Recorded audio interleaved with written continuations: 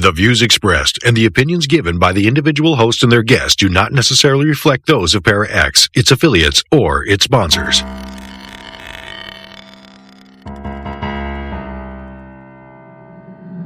I'm horror author T. Fox Dunham. And I'm filmmaker and author Phil Thomas. And tonight we're asking you, what are you afraid of?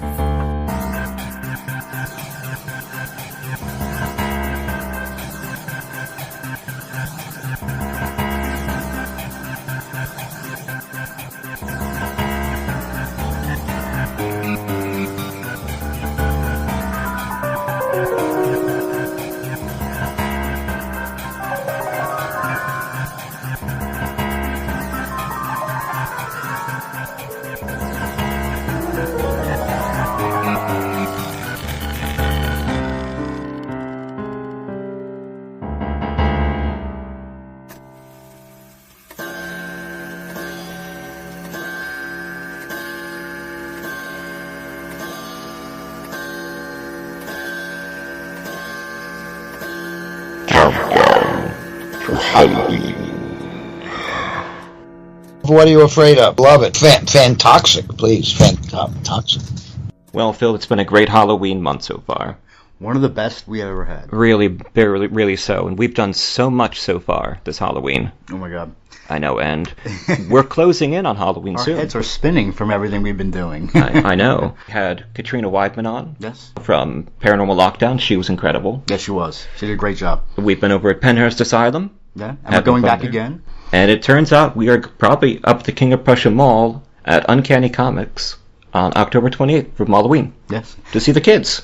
Handing out the candy. Handing out the candy and the short stories to the kids. That's right. I remember we did comic books last year, too. I know, we did. It was a lot of fun, and I guess we'll be back from the King of Prussia Mall. That'd be fun. We've got an incredible guest. Yes. On episode 64, Lloyd Kaufman, the real Toxic Avenger. Avenger!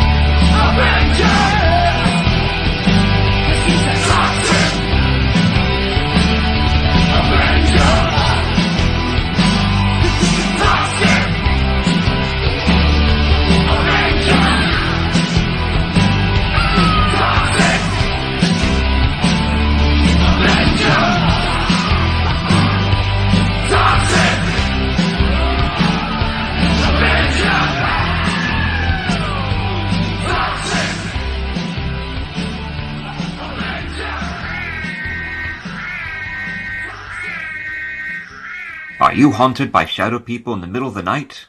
Do you secretly love all things creepy and spooky, enjoying ghost stories and horror fiction from the best storytellers? Do you have a true ghost experience you want to share, but no one will believe you? If yes, listen to the professionals on What Are You Afraid Of? Horror Paranormal Show Friday nights at 9 p.m. on Para X Radio and at www.whatareyouafraidofpodcast.com. What Are You Afraid Of on Para X? Our creepy and demented hosts are on call to provide you with all your spooky needs with true ghost stories, interviews, indie music, and new horror fiction. We are ready to scare you. You're listening to the Electronic Media Collective Podcast Network. Yeah, it's a mouthful. For more great shows, visit electronicmediacollective.com. And we're very excited to have him. How are you this evening, Mr. Kaufman? With T. Fox, Dunham and Phil Thomas, creator of the unbelievable Beneath the Ashes. So this is, and it's number 64. So what better moment in my miserable career could I have? Well, I'm glad you know to be honored, because 64 is a magical number for us. It is. And you guys are out of Philadelphia, right? We are. I worked on Rocky. Yeah, he did. I made your. I know. I made your city. There'd be no Philadelphia without Uncle Lloyd. Without Uncle Lloyd, and you can see my home movies, by the way, of Rocky. I took home movies, and the late John Avildsen, and I put them together. About a 10-minute bonus. It's on the Rocky box of all the Rockies, the new Blu-ray box that Fox put out. I watched those, Lloyd. I watched them. Oh, great! I own what you're talking about. I own the Blu-ray, so yes, I watched it, and I was pleasantly surprised to see that. You know, I was like, it's like something. It said something, and correct me if I'm wrong. Something from Lloyd's vault. Something on. I think the special feature was. Yeah, it was just, I don't even remember shooting that stuff, but there it was. So obviously I shot it. And it's interesting because the Troma system of movie making was exactly how we did this stuff. And even though Rocky was a Hollywood movie, we had to use the Troma system with Avildsen strapped to the front of to the hood of a car, and while the car's driving, and Stallone drove his own car. There's no car vehicle pulling the car. You know, it's a down and dirty Troma, low budget filmmaking that did all the Philadelphia stuff in Rocky, all of it. Avildsen's great, Karate Kid. You know, and you were the Steadicam was used. Avildsen was a great innovator, and he used the Steadicam. I believe it was the first or second time. When Rocky was going up the steps. By the way, right? Michael Hers and Maris Hers are leaving the Troma building at this very minute. Even though they're fascinated with what I'm saying, they can't tear themselves away, but they have to go to a very important meeting. But they love What Are You Afraid Of? They love it. Oh, really? Oh, good. That's great. Yeah. That makes some of us. Yeah. Mr. Kaufman, also, I know you did the film with Phil, but it turns out that we were in an anthology together from Bloodbound Books called Dead on Arrival 3. Oh, the compilation book of short stories. Oh, wonderful. That's great. You did Posthumous, Lloyd and Lilly Hayes Kaufman.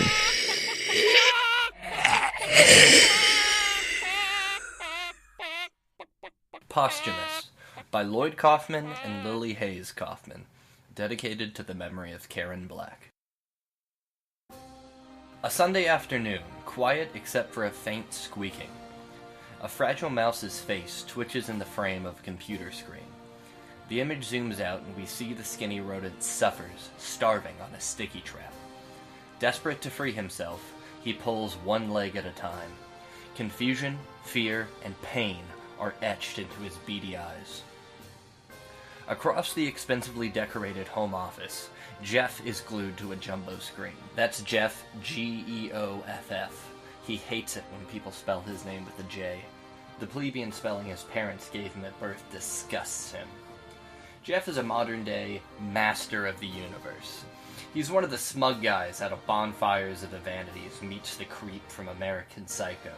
He's clean-cut, he wears nice suits, he's got the right haircut. You can take him anywhere, your mother would probably say.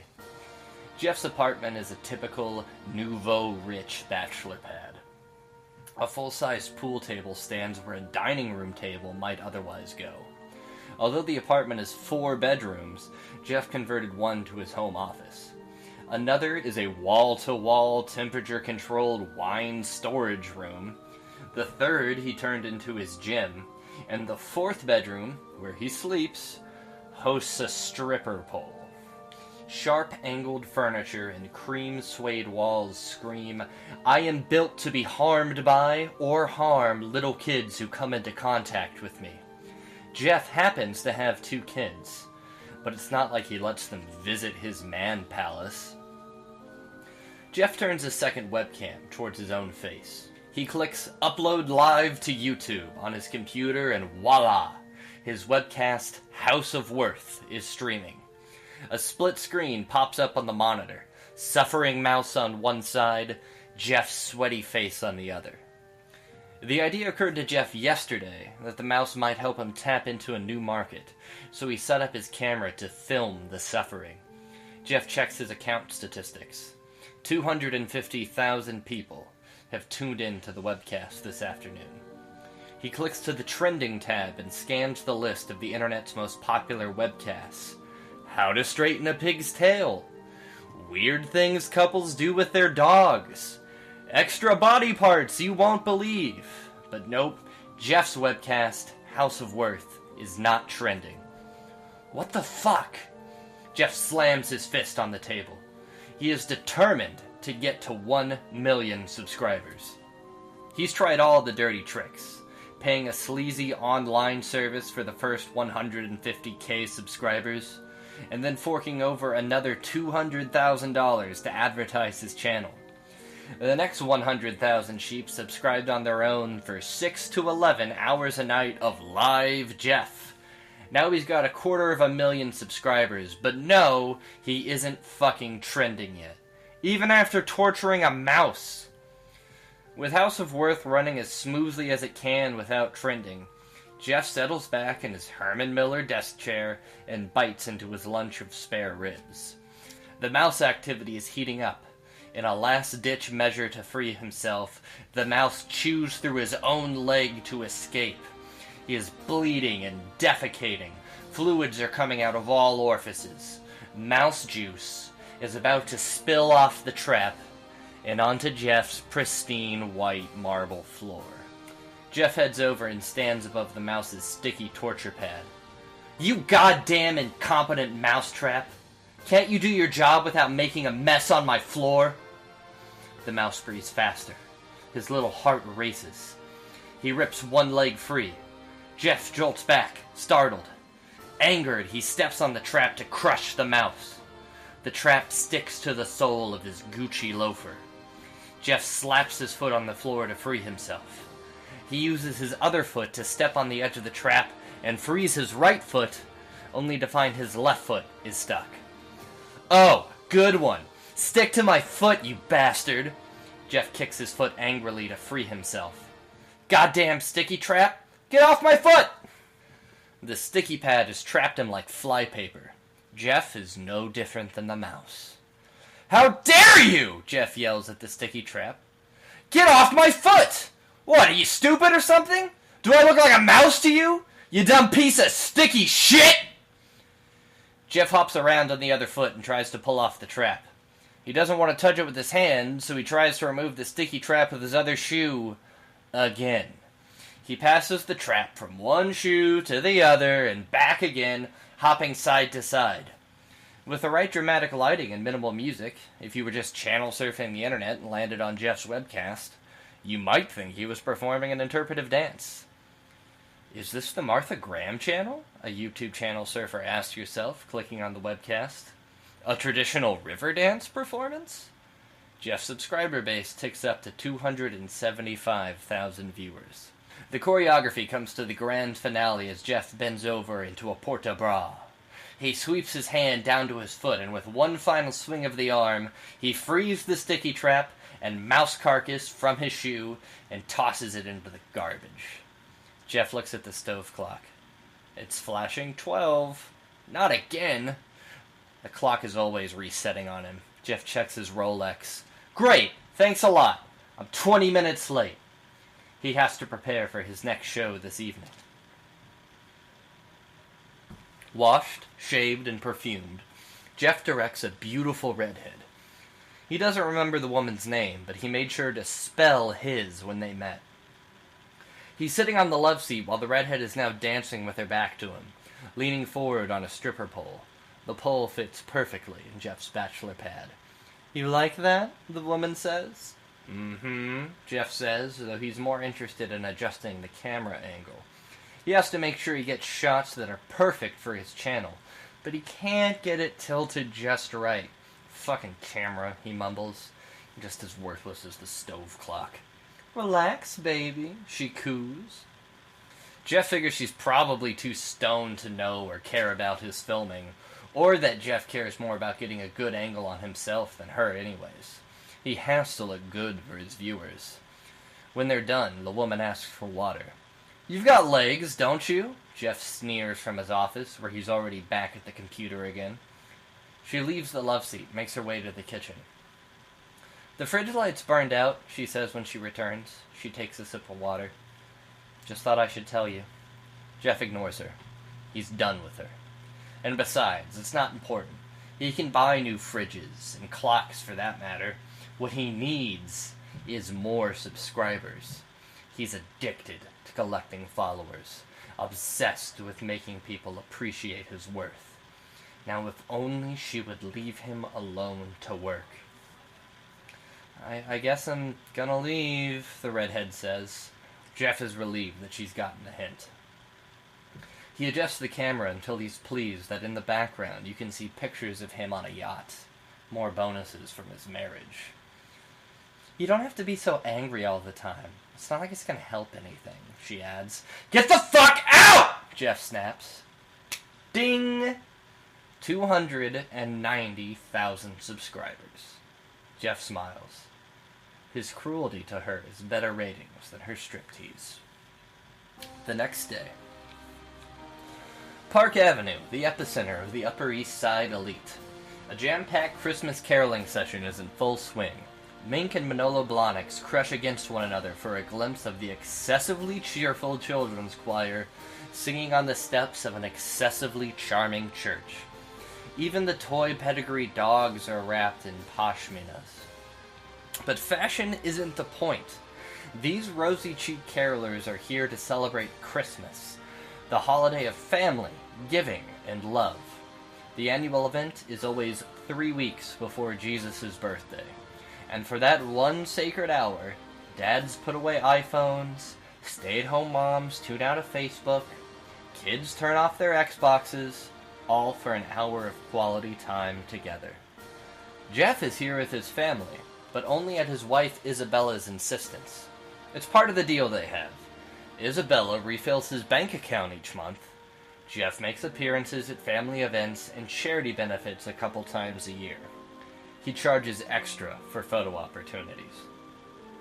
That was the agreement they came to when Jeff tried to cash in his marriage. Marrying Isabella was the best investment Jeff has ever made. A doyen of New York society, Isabella's family roots go back centuries. The family bank accounts, trusts, properties, businesses, jets, and yachts generate an endless stream of wealth, which will ensure a billionaire legacy for future generations to come. Jeff charmed his way into her family.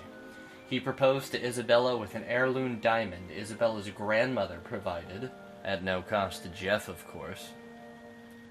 He wisely refused to sign the prenup, and less than 2 years later, when Isabella was 8 months pregnant with twins, Jeff announced over a filet mignon that he was ready to split.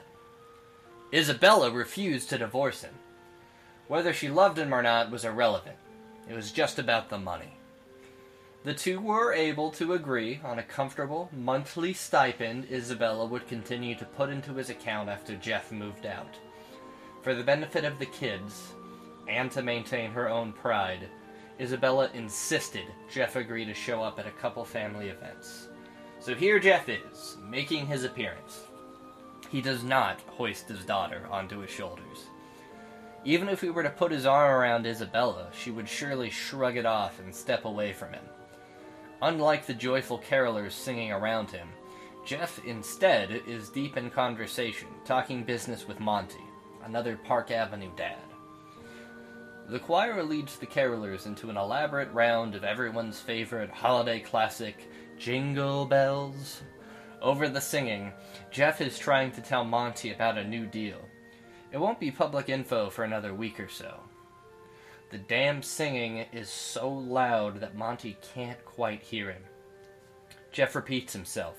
Uniforms! For the military! Monty leans in. He still didn't get it. Uniforms! Jeff sees nothing obscene about combining war profiteering and this touching holiday gathering to celebrate peace and love. After all, a deal involving 3 million uniforms, plus accessories, is one hell of a sale. Now hundreds of carolers put their hands into their pockets and pull out sets of keys attached to silver Tiffany & Company keychains. They shake the keys to the chorus of Jingle Bells. Monty leans in closer to hear Jeff, but it's a losing battle against the tinkling baubles. Soldiers! Jeff repeats, screaming. No use. Monty can't hear. You stupid keys! Why do you have to be so damn loud? Jeff yells at the sea of keys around him. Damn you all! I'm trying to have an important conversation here! Jeff indiscriminately reaches into the crowd of hands and keys. Before anyone sees him, he snatches a set of keys out of a random child's hand, unobserved by the victim, and hurls them. Forget it. I'll talk to Monty some other time. Later that night. Back at his immaculate apartment, Jeff closes the front door behind him and tosses his own keys onto a silver tray. He breathes in, relieved to be alone. The cleaning lady is left and the marble floor glistens with no trace of the dead mouse. Jeff loves the wealth that is expressed throughout the apartment. It makes him so happy every time he walks in the door to know that he lives here, without his kids. In his bedroom, Jeff unwinds and takes his shirt off to get comfortable for the evening. He switches on the computer and camera to record the next installment of House of Worth, allowing his followers to enjoy every moment of his godlike existence. He catches his reflection in a big mirror that hangs by his bed and flexes his pecs. A notification beeps on Jeff's iPhone and alerts him to the number of viewers who are watching at this moment. 270,000 subscribers. Evaluating his tan, hairless chest in the mirror, Jeff uses his iPhone home automation app to dim the overhead lights. The lights lower and flicker, casting eerie shadows around the apartment. Jeff thinks the dimmed lights make him look more attractive. He can't take his eyes off the reflection of his tan, hairless chest. He slowly dances for his viewers. The iPhone beeps, notifying Jeff. 295,000 subscribers. Encouraged, Jeff dances across the bedroom to a stripper pole. His iPhone beeps again. 297,000 subscribers. Jeff turns to look into the camera while he swings himself around the stripper pole. A monitor just next to the camera shows Jeff the scene his viewers are enjoying. Jeff is entirely absorbed in watching his own dance on the monitor. He becomes aroused by his own appeal. Dinner time. In the kitchen, Jeff hangs a collection of expensive Japanese knives on a magnet over the stove. He selects a banana from a bowl of fruit. Nearby, a screen on his kitchen counter keeps track of the number of followers currently tuned in to his webcast. The viewers have dropped down to 250,000. Distracted by the disappointment, Jeff reaches for a knife. Somehow the knife slips from his hand. It's almost as if it intentionally jumped from him. The blade flies past the counter and falls, slicing through his limited edition Nike shoe. The knife stands straight up. Holy shit. Jeff panics and reaches for his cell phone, typing in 911. Sir, what's your emergency? I've been stabbed. The knife just stabbed. But he realizes there's no blood. Jeff retracts the knife from his foot and pulls off the sneaker. Miraculously, he's unscathed. Not even the skin is broken. The knife fell directly between his big toe and second toe. Had the knife fallen just a fraction of a degree differently, he would have lost a digit. He hangs up on the operator. The iPhone beeps. 350,000 subscribers. The spike in subscribers encourages Jeff. He collects himself, holds the knife close to his face. "What the fuck was that?" he yells at the blade. "You coward! You don't even have the courage to break my skin!" Jeff laughs and hurls the knife across the room at the wall. "And you!" He turns to the banana. "Don't you think you're getting off easy? Guess what? I'm not going to eat you. So who's sorry now?" He throws the banana. It splatters and drips down the wall, landing in a messy heap on the floor. For a moment, the walls seem to darken. Jeff rubs his eyes. Screw this kitchen. He looks around the kitchen and his eye lands on a magnetized menu hanging on the fridge. I'm ordering out. 20 minutes later, an elderly man delivers Jeff's dinner. The poor guy is dripping from the rain, his hands shake, he's a little hunchback. He might be in his 70s. Certainly way too old to be running around late at night in the rain delivering heavy bags of food. Jeff grunts and grabs at the bag. He hates old people. Even his parents. They're out of touch with the times, technology. They never understand what he says. "What? Huh? I didn't catch that." Disgusted, Jeff only tips the sad old man $1. Jeff tosses aside the cheap disposable wooden chopsticks. Instead, he takes out a pair of silver chopsticks someone gave him and Isabella for their wedding.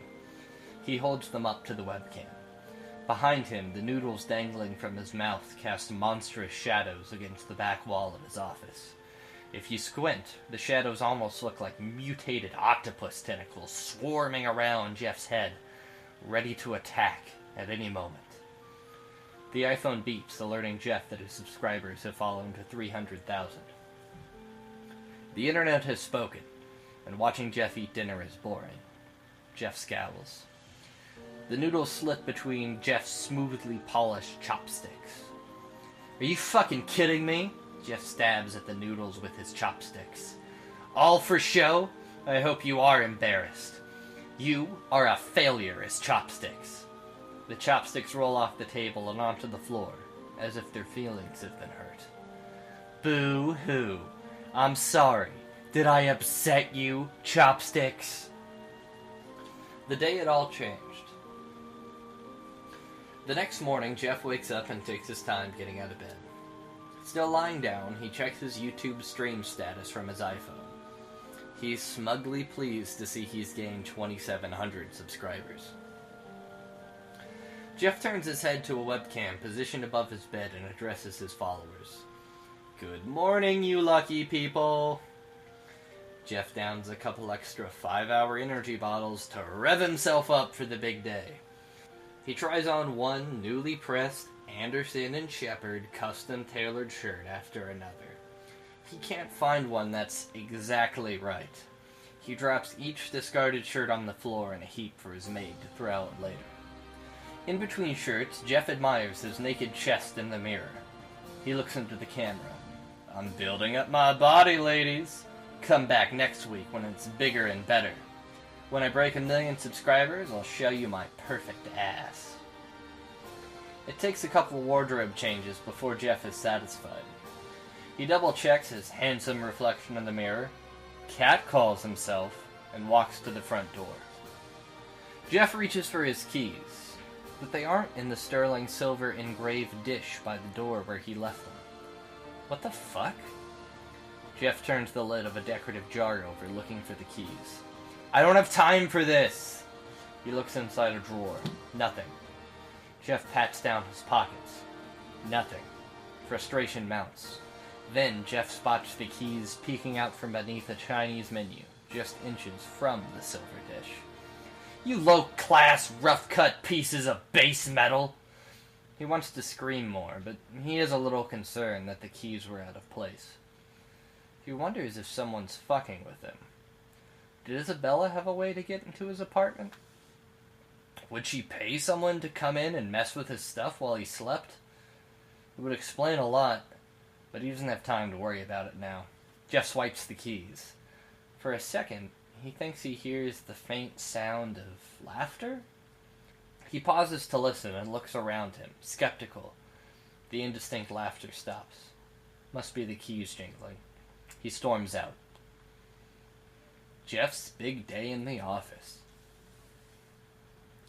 Jeff puts the finishing touches on the uniform's deal contract. This is the last step before he prints and messengers the document to the bank to seal the deal. But before he hits print, the computer freezes.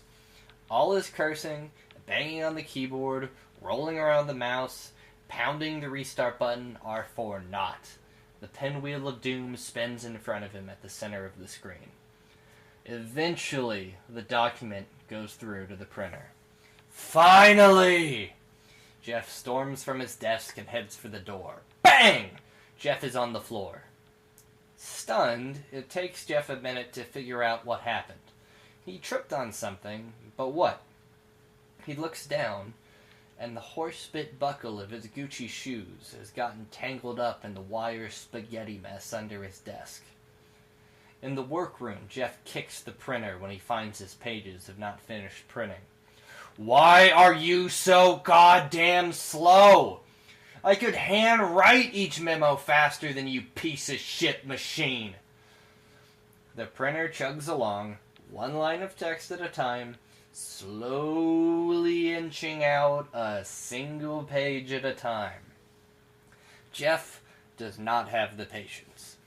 He bangs the printer side. This achieves nothing, of course. He bangs the printer harder. Suddenly, the printer clicks, as if it's shifting gears. With a whir, it speeds up. I'm brilliant. I'm a genius. I fixed you, Jeff triumphs. The printer whirls harder, spitting out paper faster and faster and faster.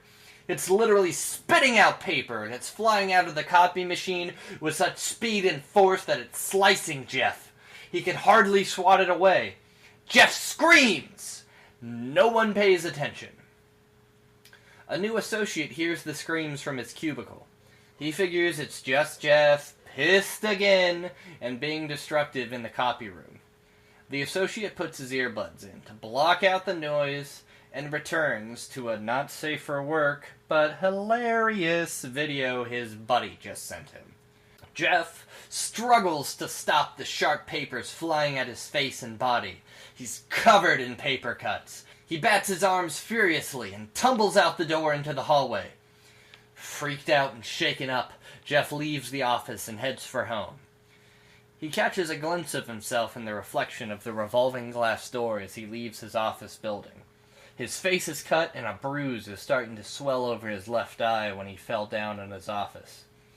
Jeff pushes through the revolving doors, but slam! He falls again.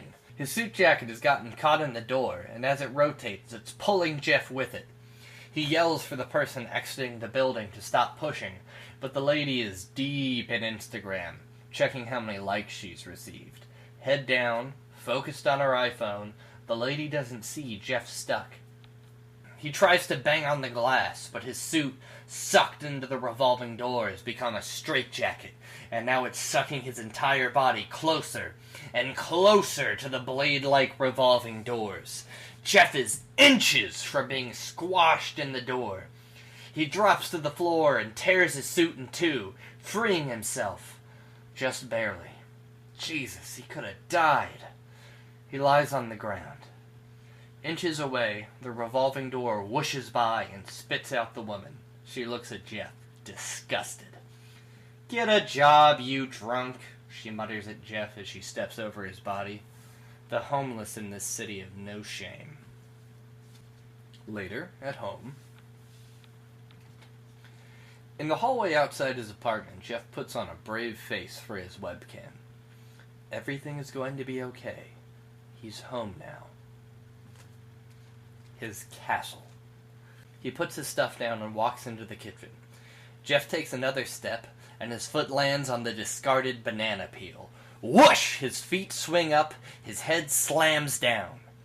Were it not for the hollow crack his skull makes as it slams onto the marble floor, this slapstick moment would offer his webcast viewers some comic relief. But there is nothing funny about a concussion of this severity. Jeff is knocked out for a moment and totally winded. On the bright side, his subscribers pop up to 500,000, an all-time high. When Jeff comes to, he stares at the ceiling, stunned. What just happened? He slowly stands up and staggers forward, dizzy. He needs some water. He is parched and weak. Jeff stumbles toward the fridge and opens the door. Inside, he looks for a bottle of water. He pushes aside last night's leftover Chinese noodles and knocks over a set of chopsticks. The chopsticks roll out of the bag from the fridge. Then another pair of chopsticks roll out. And another. Jeff can feel energy in the room. Something electric, tingly, and dark. He senses the darkness, though all the lights are on. The chopsticks pick themselves off the ground. They appear to be levitating. In the front of the pack are his polished silver sticks. Woozy, Jeff steps back. He's hallucinating. Has to be. The chopsticks distribute themselves in midair from 6 inches to about 6 feet above the ground. 2 speed towards Jeff and plunge themselves into his nostrils. The chopsticks dive deep into his sinus cavity, spewing fluid out of his eyes. Jeff reels back and turns toward a nearby webcam. To his audience, he looks like a walrus with chopsticks for fangs. Flack! Flack! Flack! Flack! The rest of the pack impale Jeff like a voodoo doll.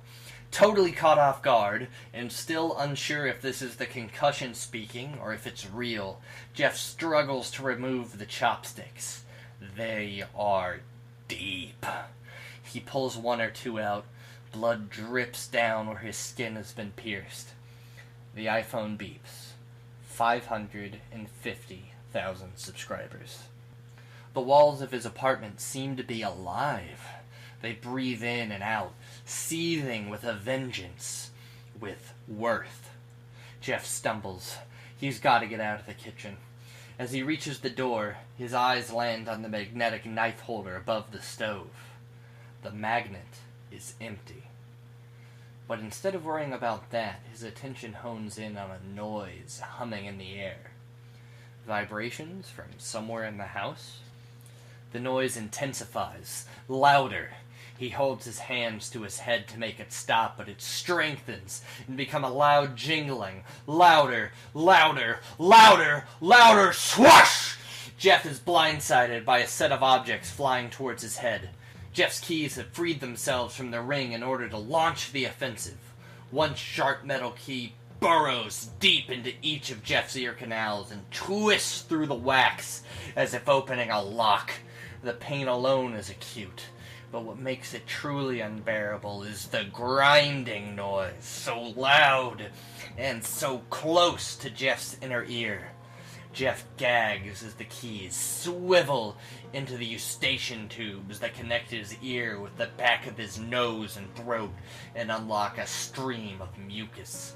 The keys pierce the eardrum membrane and blood explodes from his ears. Word is spreading on the internet about the traumatic scene unfolding on Jeff's webcast. Viewers are tuning in and sharing with their friends, setting off a viral chain of new subscribers. House of Worth is climbing the charts as more than 700,000 people tune in. If only Jeff weren't distracted by the torture. A Japanese knife flies in and pierces Jeff's arm, cutting deep through veins and bone. Hoarsely, he calls for help. Jeff looks for his iPhone. It's fallen a few feet from him when he fell. Jeff crawls his remaining free hand along the floor, reaching for his cell phone, but his wrist is stuck. It won't budge. In fact, the more Jeff tries to pry his wrist up off the ground, more of his arm becomes stuck to the floor. The entire floor has become an enormous glue trap. Jeff opens his mouth to scream, but before he can get a word out, the fridge door opens, and from the dark interior, a banana cream pie is catapulted out. It splatters onto Jeff's face, silencing him with the thick cream filling. Jeff's final breaths are near. He is past the ability of calling for help. He isn't even strong enough to wonder who will find him in this position. How long will it be? Surely he will be dead. Will the stench of his rotting carcass be what drives a local neighbor to discover him? Jeff fades in and out of consciousness, still stuck to the floor. Across the room, the webcast camera records Jeff's final moments. His eyes flutter and close for the last time. On the computer screen, a YouTube window flashes. Jeff's grand finale webcast is trending. He has made it to 1 million subscribers posthumously.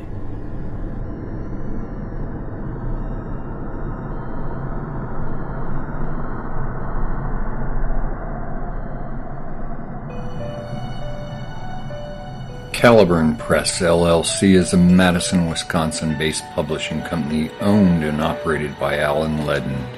Caliburn works with talented writers, artists, editors, and marketers throughout the United States, and you can find their books through their many imprints that include Damnation Books, Eternal Press, Malaferia Press, Ciento Sordida Publishing, and Spiro Publishing.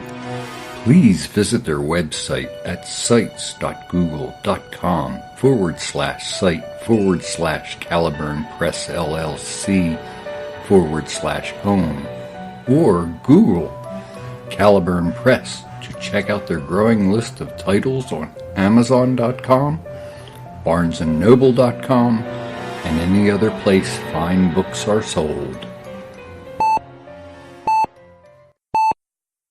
Mercy, a new horror medical thriller from author T. Fox Dunham, published by Bloodbound Books. Based on the author's horrific battle with a rare form of lymphoma that involved intense chemotherapy and radiation, Fox turns the horror of his experience into terror on the page. William Saint is dying of cancer. On most days, death seems like a humane alternative to the treatment.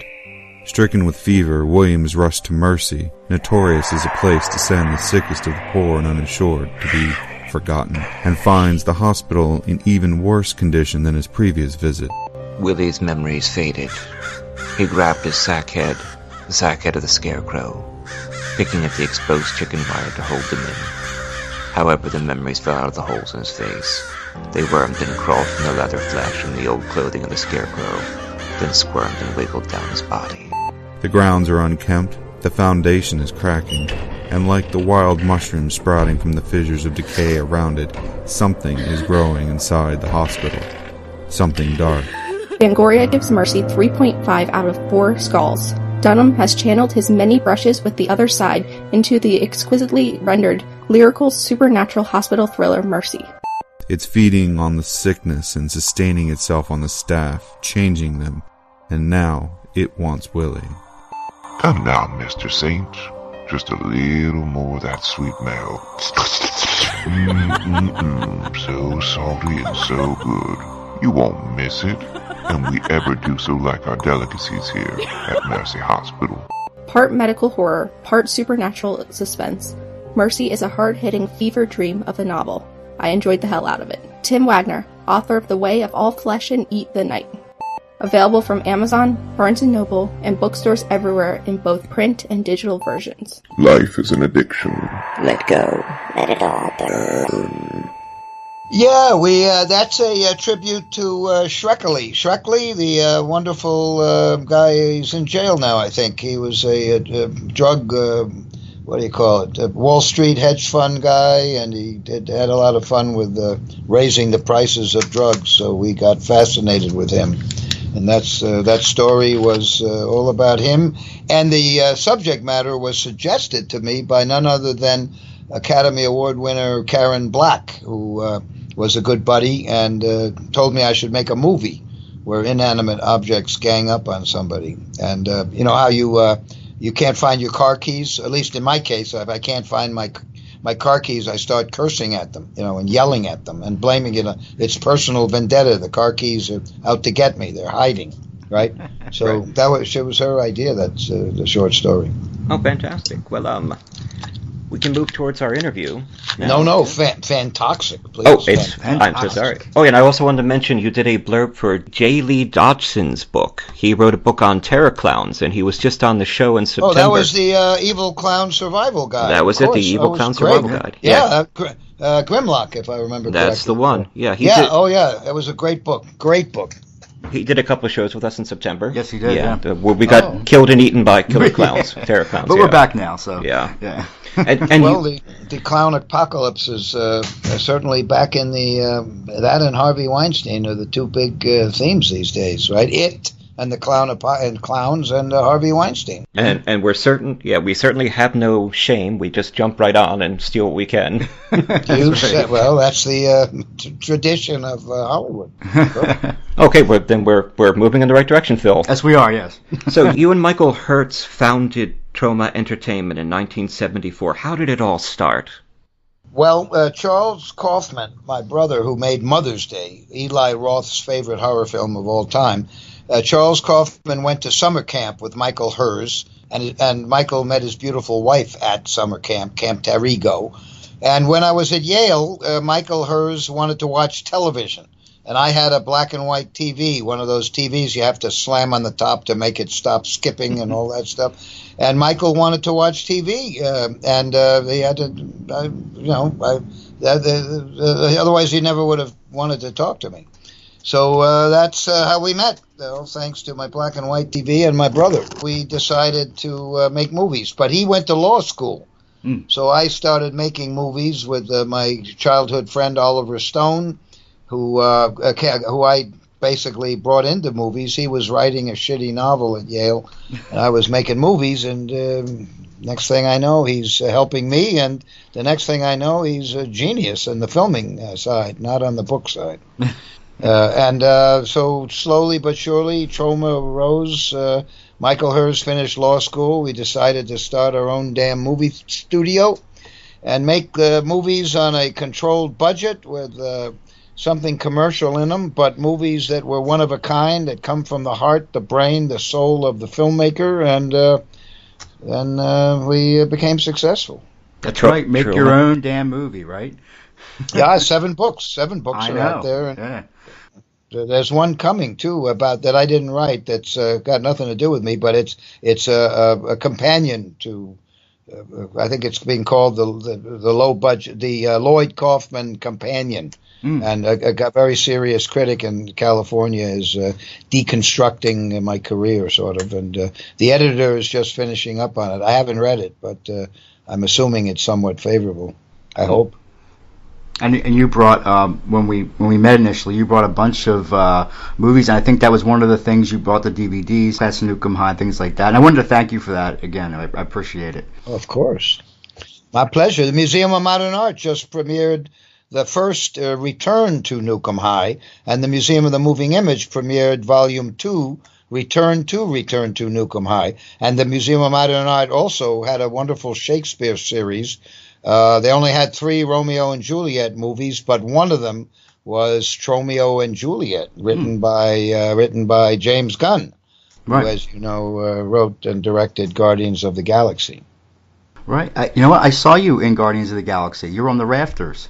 Yes, indeed. I'm the uncredited prisoner number 2. I didn't know that. Yeah, I did. I noticed him. Fantastic. I was sitting in the theater, and all of a sudden I saw him.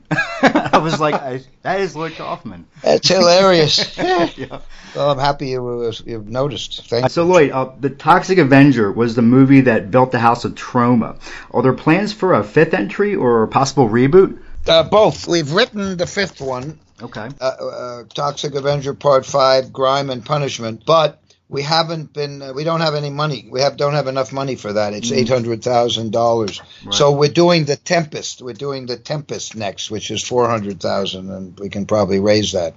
Troma's Shakespeare's Tempest presents Troma's Shitstorm.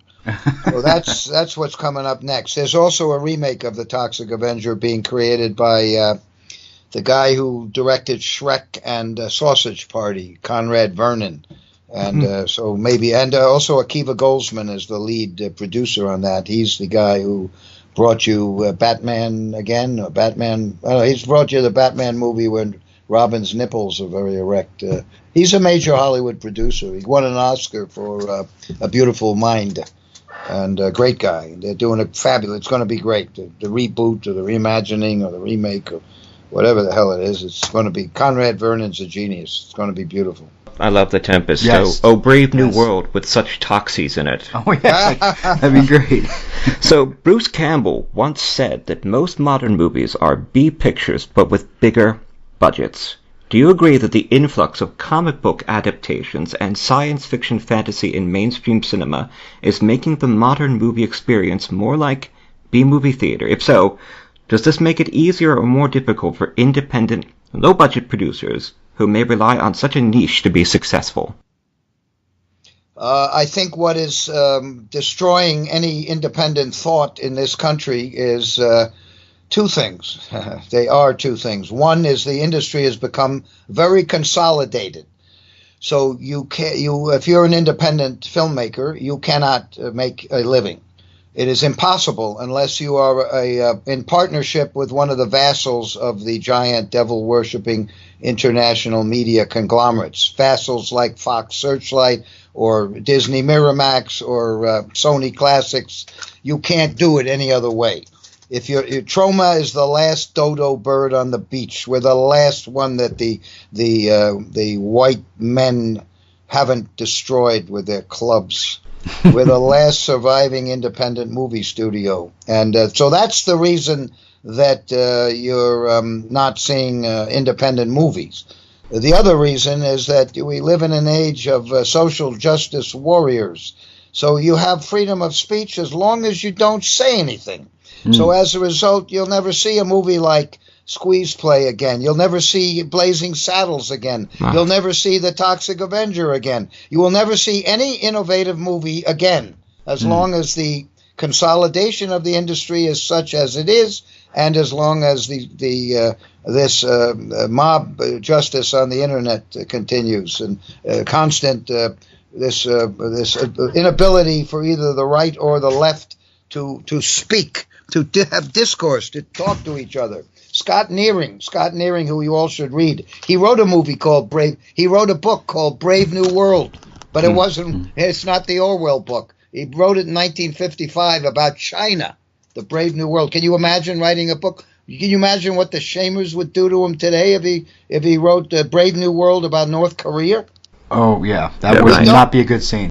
We don't have equal opportunity. We don't have civic obligation. Everybody here thinks the world owes them a living. We don't have a popular government, and we certainly don't have equal human rights. So we're fucked. And those are Scott Nearing's words in 1920-something, not mine. Right. So that's why you don't have you have these imitation movies. In fact, the Deadpool is a great movie. Deadpool is terrific. But what do those guys talk about? They talk about Troma. Right? They have we have characters in 1970 whenever looking at the camera and speaking, right? We were chastised for that. We were excoriated for that. Meanwhile, Bertolt Brecht used that system. That's called breaking the fourth wall. That's Brechtian, right? Now suddenly it's okay 40 years later because Deadpool did it. But at least they talk about Troma and how much they love us. The movie Deadpool is a great movie, but it is a Troma movie times 1,000, I guess, in terms of budget. The thing that I object about Deadpool is it's not going to change the world, right? It's a great movie, and it's the best of the best. It's the best of the mainstream movies, that and Guardians of the Galaxy. They're both wonderful from an emotional point of view, and they're great. But you're not going to have the movies that change the world because A, you've got this oligopoly running the media, and B, you've got a world where both the right and the left are not listening to each other. You go on campus and people are not allowed to speak. You have free speech, the free speech movement at Berkeley, ground zero for, if you'll pardon the expression, for free speech. They couldn't even pull off a free speech weekend because neither side would permit the other side to talk. Wow. We're fucked. We're totally fucked. We have two generations of people, American citizens, who are not permitted to have a decent education, and we have 2 generations of American citizens who've not had proper medical care. And on top of it, we've got a nation scarred presently by the worst opium, the worst addiction to drugs in the world's history. And it's all because of what happened in the 1960s. Vietnam War started it all. The government lied to us. They sent poor people to fight for the rich people. That's true. And the educational system was totally abandoned to protect the war machines, to protect the industries to pay for the wars, for the machinery of war. Right. So as a result, we've got a nation of very ignorant people. Trump proved it. The Trump-Kardashian world. That's what you're living in. And very few people read books. Very few people know who Schopenhauer is, or very few people even know who Chester A. Arthur is. It's an ignoramus world, and that's a pity. That's a pity. And it's not the fault of the ignoramuses. It's the fault of the elites who have done this on purpose. This is something that's been deliberate. And it's the limousine liberals, the Gores, right? The guy who now has $300 million thanks to us taxpayers. And it's the Bushes, the right wing and the left wing. It's the elites on both sides who have started forever back in the revolution. But in Vietnam War is the thing that really created this total lack of respect for our government, total lack of trust of our government, total lack of any kind of patriotism. And this is all in my lifetime. It's basically the last 30 years, in my opinion. So this is what's happened to the media. It's under the control of wonderful people like, the love letter to Mr. Iger, right? They want him to run for president. Here's a guy who's head of Disney. Disney owned Miramax. Miramax owned Weinstein. Where was he when Weinstein was opening his bathrobe and jerking off into plants and allegedly raping women? Where was Mr. Iger? Where was Mr. Disney, Mr. Big Shot Disney? He wasn't chairman at the time, but he was working there. It's been 30, where were all these people who are now, where were they? Man, what do you think can be done to rebuild? Yeah. To make this, this issue? It's a great question. Yeah. But T. Fox, Dunham, and Phil Thomas, they're going to get rid of net neutrality. You're gone. You're finished. We're finished. Without net neutrality on the internet, without the free and open and democratic internet, there's no purpose to. Nobody's going to be able to innovate. It's all going to be in the hands of AT&T and Verizon and Comcast. That's it. It'll be ABC, NBC, CBS World again. You won't have any innovation. And net neutrality, as you know, I'm sure you know this, the FCC Commissioner Pie, which is a shit pie, not an apple pie, he's going to get rid of net neutrality. And I don't think there's any way to stop it unless Congress acts. And Congress is a Roman Senate, and they're all on the pay. They're all getting... Hey, did any of the Congress people give their money back to... has Hillary given the money back to Weinstein? I haven't heard her speak out. She finally spoke out today. Oh, she did. All right. Is she giving the money back? Is she giving the money back? No. And the bundling money? She just made a comment, and that was it. So. Yeah, right. Well, give the money back. Give it to charity. Schumer is giving one Senator Schumer, the wonderful Senator Schumer, whose big fat face is on TV every minute and wears $2,000 suits or whatever he swans around, however he swans around. He's giving back $10,000 or $12,000. How much money did he get from Weinstein over all these years? He better give back every fucking cent if he's going to be, it's so disgusting. And so Congress isn't going to help you. We nerds have to gang together.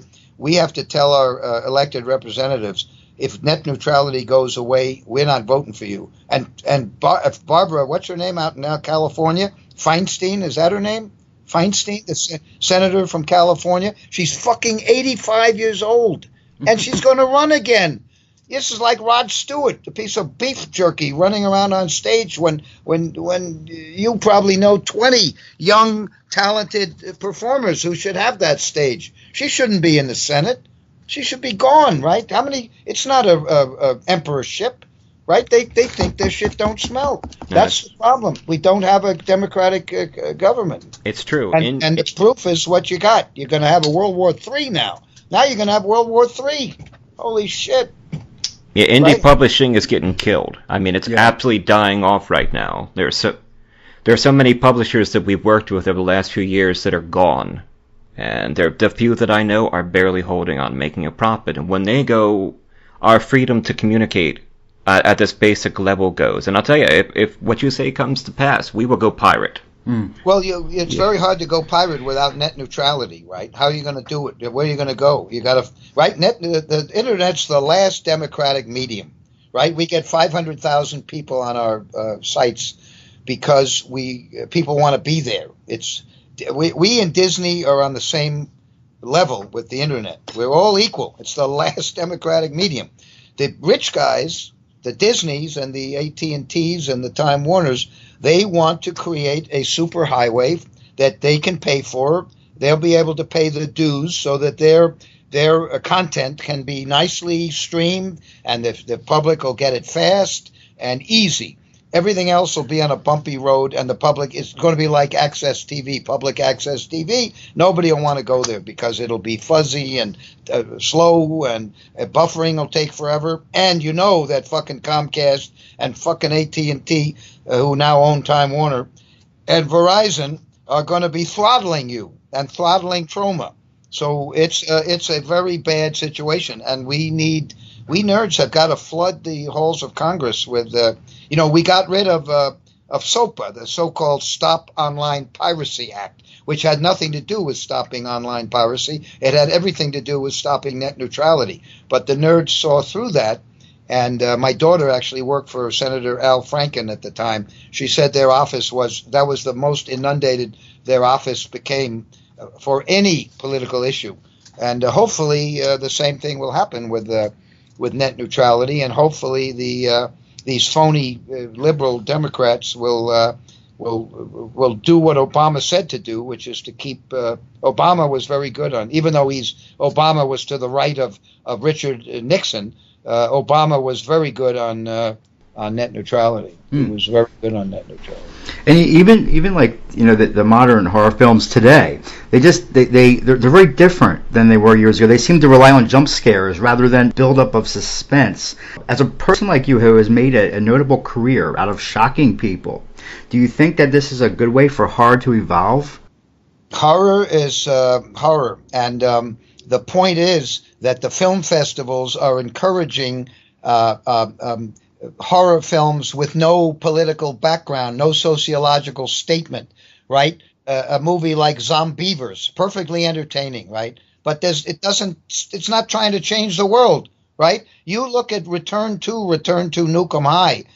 Yes, it's shocking. It's got sex and violence, and it's hilarious. But it's anti-bullying. It's about a lesbian love affair. It's against the junk food that the school children are being fed by our government and the fast food companies' conspiracy. It can change the world a little bit. It can get young people thinking.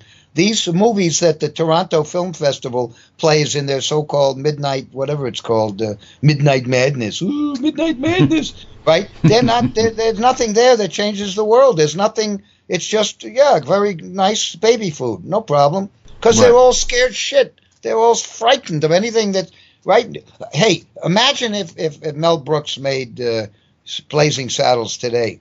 What I'm doing, what Troma, Michael Hers and I do today, we are Mel Brooks of this era, right? Right. We're making those. If he were 25 years younger, he'd be making Return to Nuke 'Em High and Return to Nuke 'Em High, a.k.a. Volume 2. But, we're in a different world now. Right. We're in a world where everybody's afraid to say anything, and you can't show anything. You can't do, and you've got an oligopoly. You've got Rupert Murdoch and 4 or 5 other big white men who are controlling everything that we see here, and pretty much every industry is the same.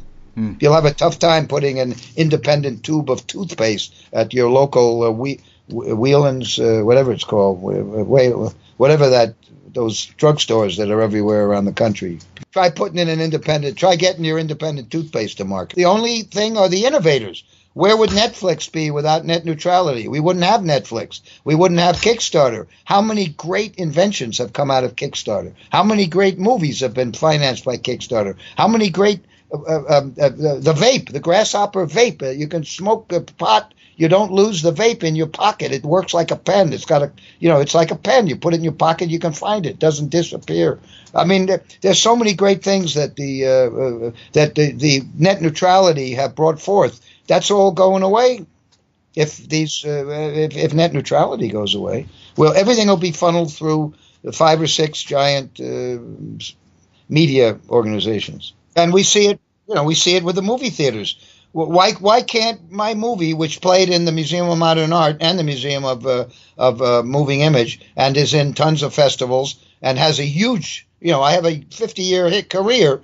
Why can't I get a theater in Philadelphia to play my movie? How many people live in Philadelphia? And there's no theater that will play my movie, right? Because all the theaters have to play Raiders of the Lost Ark, Skullfucker, or whatever they're told, to play now. Right. No, that's true. It's not a monopoly; it's an oligopoly, and it's awful. You mentioned Kickstarter. How do you feel about crowdfunding resources like Kickstarter and Indiegogo? Do you think that they're viable options for filmmakers today, or do you think there's better avenues? No, I think they're great options, and anything there, and even that world has. First, there's Kickstarter, right? If you don't do it in 30 days, you lose the money, blah, blah, blah. Then there's Indiegogo. You don't have to do it in 30 days. Whatever you get, you keep. And then there's Patreon, where the people pay you every month. Who knows how many wonderful things are going to come out of net neutrality innovation. But the gate's going to close when they get rid of Hillary Clinton will control the world. Trump and his a bunch of pirates will control the other half. I mean, it's the labor elite, the corporate elite, and the bureaucratic elite. Every movie that Michael Hers and I have made, the basic theme is Tromaville is a town where the citizens can run their own lives. They don't need Hillary Clinton or the crooks in Congress to tell them what to do. They don't need George Bush or any of that scum to tell them what to do. But unfortunately, the little people of Tromaville are victimized by a conspiracy of the labor elite, the labor leaders who make millions of dollars while their members are eating dog food, and that's why there are no labor unions of any power. The corporate elite, we know who they are, and the bureaucratic elite, namely the Congress. And that's who sucks dry the little people of Tromaville of their economic and spiritual capital. So, sometimes the little people of Tromaville must call upon the Toxic Avenger to save them. Kabuki Man, Sergeant Kabuki Man, NYPD, lives in on the waterfront, and sometimes he's got to save Western society and Western art. And in Troma's War, for example. Troma's War, the little people of Tromaville had to save their own. They had to do it themselves. And with Return to Nukem High, it's the LBGT theme that the people in Tromaville are going to shame the young couple in high school who like each other or love each other, and a young couple have brave decisions to make. But you're not going to get that from Suicide Squad, right? You're not going to get it from baby food. You're not going to get it from the safe stuff that, unfortunately, as entertaining as it might be, is not Troma, and is not making any attempt to educate. Or it's baby food, and you can live on baby food, but it's awfully boring. So movies are the opiate of the people. You remind me a lot of the great Ray Bradbury before he died. He saw this coming. And it also reminds me of H.G. Wells when he said, "Damn you, I told you so." But I'm reminded of Fahrenheit 451. Yeah. If you hide your ignorance, no one will hit you, and you'll never learn. Exactly. It's just you're painting a terrifying future, and we understand that you're making sure your message is heard because it's something that's happening to this society, and it'll probably be the end of Western civilization if this continues. It's basically how slavery happens slowly. Yeah. Yeah, good point. It happens so slow you don't see it coming. Yeah, a frog in a pot. Well, 25 years will see it coming. Look at Venezuela. Look what's going on. There's a civil war there. We got the same thing nascent here. It started, I think, with the Vietnam War, where it really got bad, where patriotism has gone away, right?